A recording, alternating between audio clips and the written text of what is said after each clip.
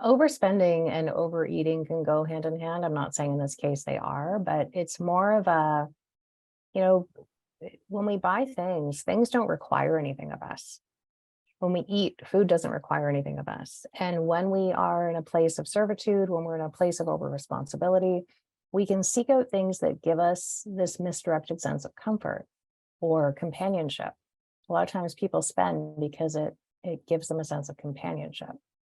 It can give us a high, it can do all kinds of things. But if it feels unhealthy, so to speak, if it doesn't feel in support of our purpose, of our grander plan, then we want to look at what's the unmet need there. And what's a different way I could have this need met. And that's going to be stuff you either do in a journal or you do with your coach or whatever. But what is overspending? I just did a horse retreat this weekend. I wanted it to be on my own. And so I invested in it. Now, to me, it's a very nominal investment. I think it was like $800 for the day or something like that, to have uninterrupted attention and uninterrupted energetic input into my field, right? To be with the horses all day. And so to some people that would sound gargantuan. To me, that's the same as spending $80 on something, because when our money shifts, right, $8,000 can feel like $80 kind of thing, right? We start to realize it's just numbers. But back to the overspending, other people might look at that and say, I overspent, or didn't you already spend enough on self-care this month, or whatever the story might be.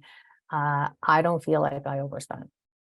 I think that when I'm aligned with my values, I know what my values are. One of my values is health. It just is. I will spend anything on health because it's so important to me on so many levels. So other people might think I overspend on supplements, I overspend on food delivery, I overspend on, going to the osteopath, whatever it may be. For me, it's my value. So it doesn't even remotely cross my mind.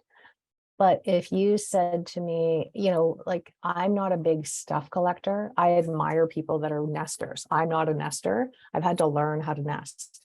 So I have furniture, and I have furniture I like, but I'm not overspending on furniture because it doesn't match my values. It doesn't match kind of how I want my space to feel. If you know human design, I'm a mountainous type, so I actually need a lot of space. I don't want a lot of stuff. And so in that case, because it's not in alignment with my values, I might say, yeah, I overspent on furniture. Why did I spend that much? I didn't need that much. So we can judge it.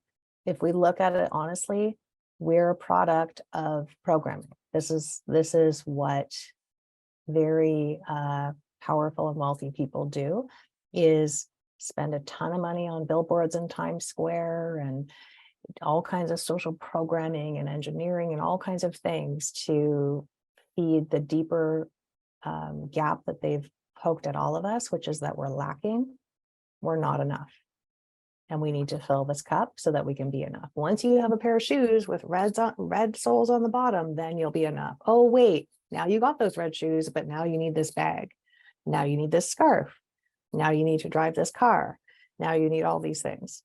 That is, above all else, us being beholden to some pretty significant conditioning. So that is actually the thing I would invite us to clear before everything else. Then once we clear that, if we still notice that maybe I'm running some addictive type of patterns with money or food or, whatever it is, then I can take a look at it from there. But I promise, when you extract yourself from the ways and the very stealthy ways that we have been conditioned to show up in the world and relate to money, when we can unhook from that, it actually creates a lot of liberation for us to see things as they really are, and then make decisions from a real point of clarity and power as a result.